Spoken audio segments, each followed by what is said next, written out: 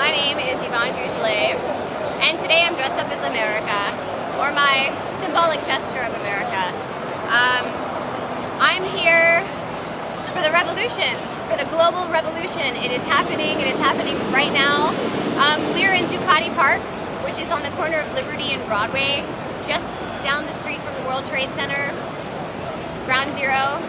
And I'm here for a lot of different reasons, and a lot of the people here in the parks are here for a lot of different reasons. My generation grew up with war on TV. I think that my generation specifically has become desensitized to war through TV, through nightly news. I remember growing up seeing the Gulf War on TV and being scared, and I would turn it off. And then it started getting into the TV shows and the movies. And anyway, the point is that my generation has become desensitized to war, that there are people that have no clue that we're in war. There's young people that don't even know. And we need to stop that. We need to stop the bombings.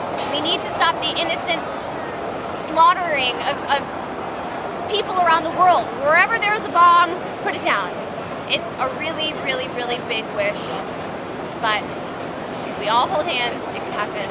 So now, how do you feel so far about the media coverage of this protest? Well, it started off, it was an independent crowd, and this started because of the media, because of social media. It started on Twitter, it started on Facebook, just like the revolutions overseas in Egypt and Tunisia.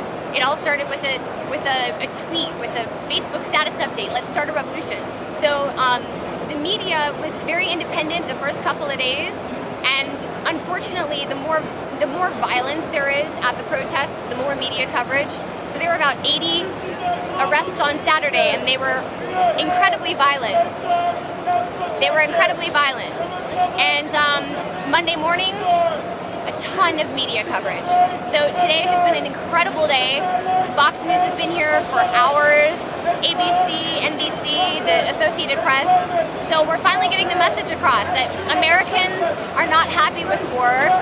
We're not happy with corporate greed, corporate influence in the political system. 1 in 6 Americans are now living in poverty. 46 million Americans are living in poverty right now. That's why I'm wearing this American flag. $3 is pretty much all the money that I have right now. So now, there's been, because we're talking about media right now. Sure, we're talking about media. What media is doing, what I see, is they're taking people's messages and putting them all together and not putting them in any sensible order. And trying to make the crowd look like a bunch of people that don't know what we're doing. Exactly. Listen, to be perfectly honest, that's going on here. Listen, this isn't easy. There are no leaders. There was no one specific message other than global solidarity. Revolutions have been happening overseas for a lot of different reasons. They're against their leaders, specific leaders.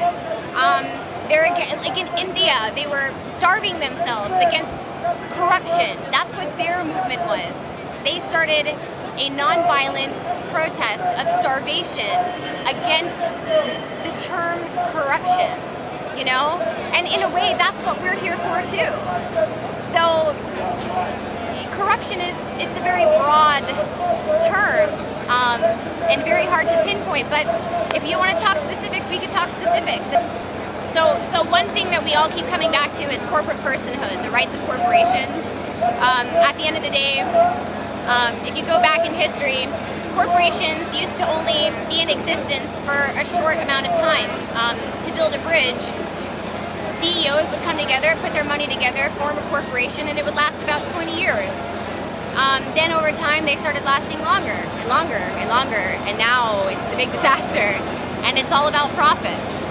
So corporations have personhood. This is very dangerous because they only care about profit. They don't care about how many people are killed. And to give a very specific definition of what I mean by that is the BP oil spill. Very to the point, a corporation poisoned the Gulf of Mexico. Then another corporation came along and dumped a toxic chemical called Corex into the ocean. And a lot of people are terminally ill. A lot of people have died. and corporate media isn't talking about it. So that is a huge reason why I'm here, and the perfect example of a corporation getting away with crimes against humanity, and none of the CEOs are being held accountable. And I'm personally here for that reason specifically. Corporations and CEOs that have murdered people need to be held responsible and accountable and sent to prison. End of story. Perfect. Thank you so much. Thank you. Come out. Liberty and Broadway. And there's also probably an occupation happening in your town too, whoever's watching. Occupy. Look it up online. How do you suggest getting people down here, getting people off their butts and down here to just at least see what's going on? I'll give some really specific advice. If you come down to Liberty and Broadway, if you're nervous, if you're scared, because yes, there has been some police brutality. It's highly documented online. If you're scared, bring a friend. If you know me, call me, text me, find me online. If you're scared, bring a friend. Come during the day. I suggest coming during light hours. There's lots of children here, a wide variety of ages. I mean, we have the raging grannies here. 60, 70, 80-year-old raging grannies, you know, who wants the corruption to stop. So, yep, come on down. Thank you again.